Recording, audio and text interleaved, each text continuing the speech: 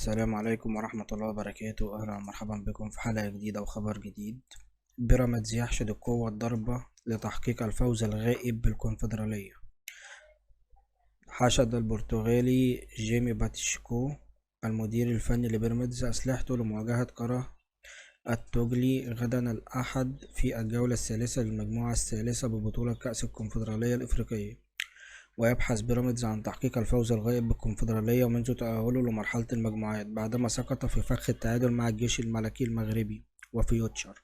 ويغيب عن صفوف بيراميدز الثنائي المغربي محمد الشيبي ووليد الكرتي للإصابة، علاوة على عبد الله مجدي ومحمد صادق لأسباب فنية. وفيما يلي قائمة بيراميدز: حراسة المرمى شريف إكرامي، أحمد الشناوي، يوسف نادر. الدفاع: علي جبر، أسامة جلال، أحمد سامي، أحمد فتحي، أحمد توفيق، محمد حمدي، وكريم حافظ.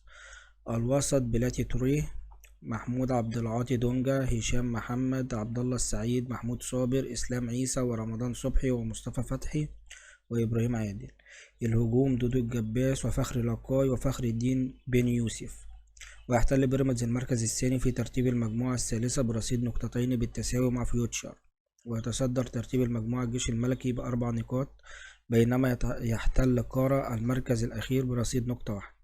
وبكده يكون انتهى الخبر، والسلام عليكم ورحمة الله وبركاته.